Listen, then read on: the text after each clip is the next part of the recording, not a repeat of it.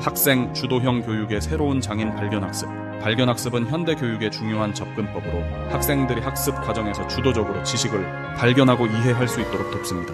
이는 전통적인 교사 중심의 교육 방식과 달리 학생들의 능동적인 참여와 창의적 사고를 장려하여 교육의 본질을 학생 스스로가 탐구하고 이해하는 과정으로 변형시킵니다. 이런 접근법은 학생들에게 학습의 의미를 새롭게 정의하게 하고 학습자의 주도성과 창의성을 격려하는 데 중요한 역할을 합니다. 첫 번째, 발견학습의 정의와 목적입니다. 발견학습의 핵심은 학생들이 문제를 직접 탐구하고 실험하며 분석하는 과정을 통해 새로운 지식과 이해를 습득하는 것입니다. 이는 과학, 수학, 역사 등 다양한 교과목에서 적용되며 학생들이 주도적으로 학습 목표를 설정하고 달성하는 데 도움을 줍니다. 이 과정에서 학생들은 비판적 사고와 창의적 문제 해결 능력을 키우게 됩니다. 이러한 학습 방식은 단순한 정보 습득을 넘어선 심층적인 이해와 응용을 가능하게 합니다. 두 번째, 창의성과 문제 해결 능력 강화입니다. 발견학습은 학생들이 문제를 분석하고 해결하는 능력을 기르는데 크게 기여합니다. 학생들은 다양한 문제 상황에서 스스로 해결책을 모색하고 이를 적용하는 과정을 통해 창의적 사고와 문제 해결 능력을 강화합니다. 실패를 경험하고 이를 통해 배우는 것도 중요한 학습의 일환으로 간주됩니다. 이 과정은 학생들이 끊임없이 도전하고 개선할 수 있는 환경을 제공합니다. 세 번째, 자기주도 학습 능력 함양입니다. 발견학습은 학생들이 학습 과정에서 주도적인 역할을 맡음으로써 자기주도 학습 능력을 강화합니다. 이는 학생들이 미래의 학습 과정에서도 적극적이고 독립적으로 참여할 수 있게 하는 데 중요한 역할을 합니다. 학생들은 자신감과 자율성을 얻으며 이내는 전반적인 삶의 질을 향상시키는 데 기여합니다. 또한 자기주도 학습은 학생들이 일생 동안 지속적으로 학습하고 성장하는 데 필수적인 능력입니다. 네 번째, 이해와 기억의 지속성입니다. 스스로 발견하고 이해한 지식은 학생들의 장기 기억에 더 잘 저장되며 이는 교육의 효과를 극대화하는 데 기여합니다. 학생들이 학습한 내용을 새로운 상황에서도 유용하게 적용하는 능력을 기르게 됩니다. 이는 단순한 암기를 넘어선 심층적인 이해와 응용 능력을 강화합니다. 다섯 번째, 문제 제시입니다. 발견학습의 첫 번째 단계는 학습자가 탐구할 문제나 질문을 제시하는 것입니다. 이 문제는 학생들이 흥미를 느끼고 탐구할 가치가 있는 것으로 선정되어야 하며 학습 과정의 방향을 설정하는 데 중요한 역할을 합니다. 학생들이 흥미를 느끼는 문제를 탐구함으로써 학습 동기가 높아지고 학습 과정에서 더 많은 성취감을 느끼게 됩니다.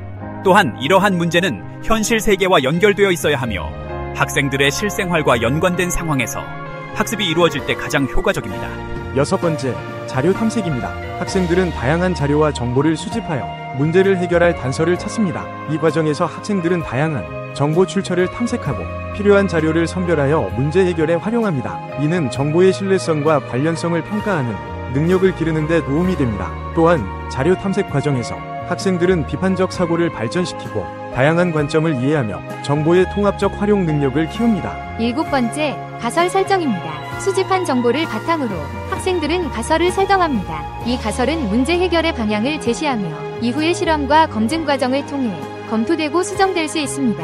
학생들이 가설을 설정하는 과정은 비판적 사고와 창의적 문제 해결 능력을 기르는 데 중요한 역할을 합니다. 가설 설정은 학생들이 문제를 다양한 각도에서 바라보고 새로운 해결책을 모색하는 능력을 기르는 데 도움이 됩니다. 여덟 번째, 실험과 검증입니다. 학생들은 가설을 실험하고 검증하여 결과를 도출합니다. 이 과정에서 실패를 경험하는 것도 중요한 학습의 일환으로 간주되며 학생들은 실패를 통해 배움을 얻고 가설을 수정하며 학습을 진행합니다. 이는 학생들이 창의적 문제 해결 능력을 키우는 데 중요한 역할을 합니다. 실험과 검증 과정은 학생들이 실제로 문제를 해결하는 경험을 제공하며 이를 통해 학생들은 실질적인 학습을 하게 됩니다. 아홉 번째, 결론 도출 및 적용입니다. 최종적으로 도출된 결론을 바탕으로 학생들은 새로운 지식을 적용하고 이를 다른 상황에 적용하는 능력을 기릅니다. 이를 통해 학생들은 자신의 학습 결과를 실제 문제 해결에 활용할 수 있게 됩니다. 결론 도출 및 적용 과정은 학생들이 학습한 내용을 종합하고 이를 바탕으로 새로운 문제 상황에서도 해결책을 찾는 능력을 기르는 데 도움이 됩니다. 열 번째, 교사의 역할입니다. 발견학습에서 교사의 역할은 지식 전달자가 아닌 학습 과정의 안내자이자 촉진자로 변합니다. 교사는 학생들이 탐구하고 발견하는 과정을 지원하고 필요할 때 적절한 도움과 피드백을 제공합니다. 이는 교사가 학생들의 학습 과정을 주도적으로 지원하고 적절한 피드백을 제공함으로써 가능해집니다. 교사는 학생들이 스스로 문제를 해결할 수 있도록 도와주며 그 과정에서 필요한 자원을 제공하고 지침을 제시합니다. 11번째, 학생의 역할입니다. 학생들은 수동적인 지식 수용자에서 벗어나 학습의 주체가 됩니다. 학생들은 스스로 학습 목표를 설정하고 이를 달성하기 위해 적극적으로 참여하며 학습 과정의 중심에 서게 됩니다. 이는 학생들이 자기주도 학습 능력을 기르고 학습 과정에서 주도적인 역할을 맡게 되는 중요한 경험이 됩니다. 학생들은 학습 목표를 설정하고 이를 달성하기 위해 계획을 세우고 실행하며 학습 과정을 자율적으로 관리합니다. 12번째, 적용 사례입니다. 발견학습의 성공적인 사례로는 프로젝트 기반 학습이 있습니다. PBL에서는 학생들이 실제 문제를 해결하는 프로젝트를 수행하면서 학습 목표를 달성합니다. 이러한 접근법은 학생들의 실질적인 문제 해결 능력을 향상시키는 데 큰 도움이 됩니다. PBL은 학생들이 실제 상황에서 문제를 해결하는 경험을 제공하며 이를 통해 학습의 효과를 극대화합니다.